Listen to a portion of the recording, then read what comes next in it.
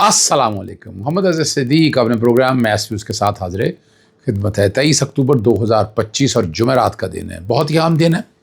عام دن اس حوالے سے ہے کہ 26ویں آئینی ترمیم کے اب دلائل تقریباً ابھی چل رہے ہیں فل کوڈ بننے کے حوالے سے، اور اب سماعت 10 نومبر تک چلی گئی. میں آج موجود تھا لاہور رجسٹری میں. کیا کچھ ہوا اس پہ تفصیلی بات کریں گے آپ.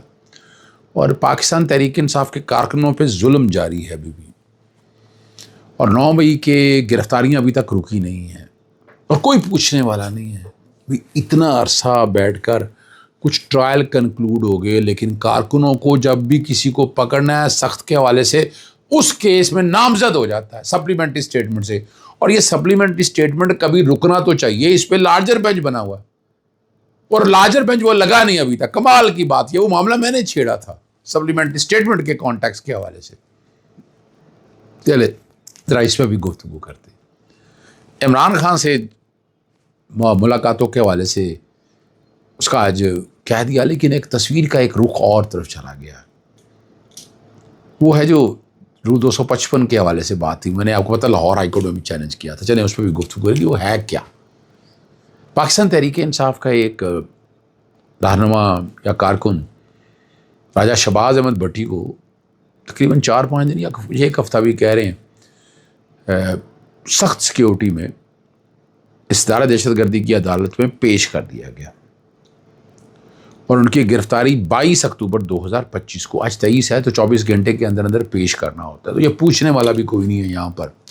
یہاں جب مرضی پکڑیں، جس مرضی گرفتاری ڈالیں، کوئی نظام ہی نہیں ہے. یعنی جب آپ نے گرفتار کیا آپ ویڈیو تک دکھا دیں، کئی ایسے معاملے دکھائیں گے، لیکن یہاں ہماری عدالتیں یہاں خاموشی اختیار کرتی ہیں. عدالتوں کو اگر انصاف دینا تو انصاف پورا دینا. اس طرح تو نہ معاملات کو لے کر چلیں. اور اہل خانہ اور وکلا کے مطابق جو وہ بتا رہے ہیں کہ اسلام آباد کے علاقے شالیمار سے لاپتہ ہوئے تھے، اور پولیس نے جو گرفتاری ہے ان کی تھانہ سٹی راولپنڈی سے ظاہر کی ہے. معاملہ تو اس طرح مشکوک ہو ہی جاتا ہے اور رہتا ہی مشکوک ہے یہ. اور اسلام آباد ہائی کورٹ میں بڑی مزیدار بازیابی کے کیس کی سماعت جو جسٹس ارباب محمد طاہر صاحب کے ہوئی. ڈی ایس پی لیگل نے ایک رپورٹ جمع کرا دی، اور راولپنڈی پولیس نے 2024 کے ایک مقدمے میں، کون سے مقدمے کی بات ہو رہی ہے؟ 2024 کے ایک مقدمے میں گرفتار کیا. سوال یہی ہے نا کہ اگر وہ واقعی مطلوب تھے تو پورے 1 سال بعد گرفتاری کیوں ڈالی؟ 9 مئی کے حوالے سے نہیں تھا. چلیں میں تو 9 مئی کے حوالے سے باتیں وہ کر دی تھی. اور اگر پولیس کی حراست میں تھے تو گمشدگی کر کے اغوا کیوں کیا گیا؟ عدالت کے سامنے یہ سوال تو آنے چاہیے تھے نا کہ آج گرفتاری ڈالی ہے نا، تو اگر 2 دن یا 3 دن آپ سے بھیجا میں رہا تو وہ کون پوچھے گا؟ وہ عدالت نے پوچھنا ہے. لیکن یہاں عدالت پوچھتی نہیں ہے. اور یہاں ہم جو عام نارمل روٹین دیکھتے آ رہے ہیں، کسی وقت بھی پولیس گرفتار کر لیتی ہے اور پرانے مقدمے میں گرفتاری ڈال دیتی ہے اور کوئی باز پرس نہیں ہوتی. اور اچھا اس میں میں نے آپ کو پہلے بھی بتایا تھا، اس میں ہمیں استغاثے دائر کرنی چاہیے باقاعدہ. جب آپ دیکھیں، یاد رکھیے گا، ایک اگریسو ایکشن لیں گے تو اس کا رزلٹ ملے گا. نظر بندی کے آرڈر کتنے ہوئے اس کو چیلنج کرنے کا میں بار بار کہتا رہا، لیکن کوئی نہیں ہوا. اور جسٹس ارباب محمد طاہر صاحب، اور ایک دور تھا یہ، کہاں تھے اور آج کہاں کھڑے ہیں؟ یعنی میں کسی اور کانٹیکس کے حوالے سے بات کر رہا ہوں. کسی نے سوال نہیں اٹھایا کہ جناب یہ 2 دن اگر 3 دن پہلے پکڑا گیا تھا تو کہاں تھے؟ وہ تو آپ سے بھیجا ہے نا، اس کی تو باز پرست ہونی چاہیے. وہ بڑی مزیدار بات ہے. اسلام آباد ہائی کورٹ میں نا جیل رولز پر عمل درآمد کے متعلق درخواست کی سماعت چیف جسٹس سرفراز ڈوگر صاحب، جسٹس ارباب محمد طاہر اور جسٹس اعظم خان بینچ میں شامل تھے. اور اس کے لیے خاص طور پر ایڈوکیٹ جنرل پنجاب سے گئے ہوئے تھے. ان کا کیا تعلق ہے سارے معاملوں کو سامنے رکھتے ہوئے، لیکن وہ گئے ہوئے تھے. اور ان بٹوین سلمان اکرم وزیر اعظم نے کہا کہ ہماری بات بھی سنیں. بولنے کا موقع نہیں دیا. انہوں نے کہا وہ گفتگو کر رہے ہیں وہ کریں، معاونت کرنے کی ضرورت نہیں ہے. اور ہم جو یاد ہے آپ کے سامنے میں نے پہلے بھی یہ باتیں کہی تھی کہ بنیادی طور پر سمجھیے گا رول 255 ہے جو سیاسی گفتگو ایسے ہی پابندی لگا دیتا تھا. اسلام آباد ہائی کورٹ نے کالعدم قرار دیا تھا. میں نے لاہور ہائی کورٹ پٹیشنیں دائر کی تھیں اور وہ پٹیشنیں ڈسپوز ہوئی تھیں اسی بنیاد پہ کہ وہ رولز کالعدم ہو گیا ہے، تو اس لیے اس پٹیشن کی ضرورت نہیں. اب اگر وہاں ایسی بات آتی تو میں ریوائول کے لیے ضرور یہاں آؤں گا. اور بظاہر یہی لگ رہا ہے کہ اس رول کو معطل کر دیا جائے، بظاہر یہی نظر آ رہا ہے کہ اس رول کو معطل کر دیا جائے گا، اور خاصی توجہ اٹھائی ہوئی ہے اس معاملے میں۔ تحریک انصاف کے کئی رہنما جو میں بڑے سے شور ڈال رہا ہوں، ان کو روک لیا گیا باہر، اور 26ویں آئینی ترمیم کیس کے سماعت کے دوران ججز جو ہے نا، واضح طور پر ظاہر نظر یہی آ رہا ہے کہ دباؤ میں یا بے حسی میں ہے، بے بسی سر کہہ سکتے ہیں، یا ہم اسی چکر میں نکل نہیں رہے کہ فل کورٹ نے سننا ہے یا کیسے نظر آ رہا ہے۔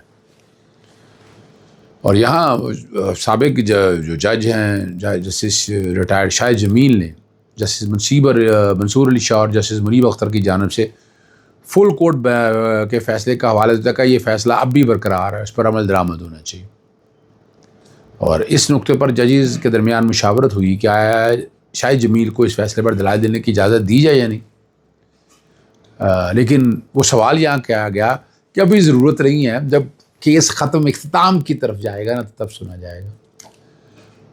دیکھیے ایک چیز بڑی واضح ہے، supreme court means supreme court, article 176 191A جو ہے نا، وہ کانسٹیٹیوشن کیسز کی سماعت کی بات کرتا ہے، وہ بینچ کی بات کرتا ہے۔ ایک بڑا مزیدار سوال ہے کہ یہاں دیکھیں نا، یہاں کیا ہے، سپریم کورٹ کے ججز اتنے ہیں، اس میں سے آئینی بینچ میں یہ ججز کیوں نہیں ڈالے گئے، جو نہیں ڈالے گئے وہ کیوں نہیں ڈالے گئے، یہ سوال آج اٹھایا گیا۔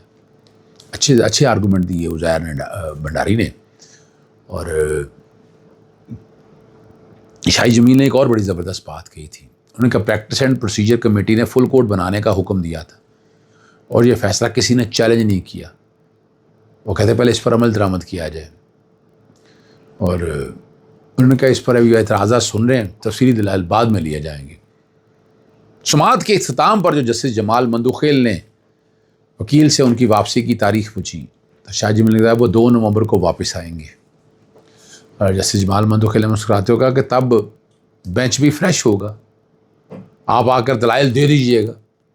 شاہد جمیل نے جواب دیا کہ وہ تو اب بھی فریش ہیں اور روسٹرم چھوڑ کر چلے گئے۔ لیکن عزیر بھنڈاری نے بڑی زبردست آئین میں فل کورٹ کا کہیں ذکر نہیں ہے، لیکن وہ کہہ رہا ہے کہ عدالتی نظائر اور روایات میں یہ تصور موجود ہے۔ 31 اکتوبر کے practice and procedure act committee کے فیصلے کے مطابق فل کورٹ کی تشکیل جو ہے جائز اور لازم ہے، اور کیونکہ اس وقت یہ کمیٹی باقاعدہ قانون کے تحت بنی، اور اس پر جسٹس محمد علی مظہر نے سوال اٹھایا کہ کمیٹی کس قانون کے تحت قائم ہوئی، اس پر وہاں بتایا گیا کہ پریکٹس اینڈ پروسیجر قانون کے تحت بنی۔ اس پر جسٹس حاجی امین الدین صاحب جی انہوں نے پوچھا کہ اس کمیٹی کے فیصلے کا اطلاق موجودہ بینچ پر بھی ہوگا؟ وکیل نے جواب دیا جی ہاں، فیصلہ انتظامی آرڈر کی حیثیت رکھتا ہے اور اس کی خلاف ورزی نہیں کی جا سکتی۔ یعنی وہ بنیادی طور پر اس وقت کو سامنے رکھ کر نا، یعنی آ کے جانا چاہتے ہیں وہ قانون میں ترامیم ہوئی، 26ویں ترمیم آ گئی، لیکن معاملہ جو ہے نا اتنا آسان نہیں ہے، اتنا سادہ نہیں ہے، یاد رکھیے گا، اتنا آسان نہیں ہے، اتنا سادہ نہیں، اتنا پیچیدہ بھی نہیں ہے، راستہ بھی موجود ہے، راستہ بھی نہیں موجود۔ یعنی یہاں یعنی آپ کو حرج کیا ہے اس حوالے سے؟ سپریم کورٹ کوئی بھی فیصلہ دے سکتی ہے، ٹھیک ہے نا جی، آئینی حیثیت کو سامنے رکھتے ہوئے بظاہر جو نظر آ رہا ہے، دیکھیں یہاں جتنا بینچ بیٹھا ہوا ہے، مجھے بھی پتا ہے کون ججز کہاں بیٹھے ہوئے ہیں، کس جگہ بیٹھے ہوئے ہیں اور کیا چاہتے ہیں، یہ ہمیں بھی اندازہ ہے۔ حاجی امین الدین صاحب کا ذہن کیا ہے ہم پڑھ سکتے ہیں، جسٹس جمال مندوخیل صاحب کا ذہن نظر آ رہا ہے بظاہر، جسٹس محمد علی مظہر اور جو باقی کئی خاموش بیٹھے ہوئے ہیں ان کا بھی اندازہ ہے۔ یعنی یہ کوئی مشکل کام نہیں ہے، جو روزانہ وکالت میں ججز کے سامنے پیش ہوتے ہیں انہیں سمجھ آ جاتی کہ کیا ہو رہا ہے، کیسے ہونا ہے۔ یعنی ان کے لیے یہ کوئی بڑی راکٹ سائنس نہیں ہے، چھوٹی سی بات ہے، اس لیے اس کو اس طرح سے دیکھا جاتا ہے، اسی طرح سے سمجھا جاتا ہے۔ یہی ایک فرق ہے جو آپ کے سامنے بار بار میں رکھتا ہوں، اور سپریم کورٹ کو بڑا کھلا دل کرنا چاہیے جج آئینی بینچز کو۔ کیا فرق پڑتا ہے کہ آئینی ترمیم جس کی وجہ سے، جس کی بنیاد پہ بینیفیشری ہیں، وہ کہیں نا جی سارے سنیں گے ہم، کون روک سکتا ہے؟ سپریم کورٹ کے اختیارات موجود ہے، آرٹیکل 176 کے تحت اختیارات موجود ہے۔ 191 ریسٹین کہاں کرتا ہے کہ جو بڑی مزدار بات ہے، اور جسٹس عائشہ ملک صاحب بڑا کھل کے یہ بات کرتی ہیں، بڑی کلیئرٹی کے ساتھ یہ بات سامنے رکھتی ہیں۔ اجازت چاہتا ہوں، السلام علیکم، اللہ حافظ، پاکستان زندہ۔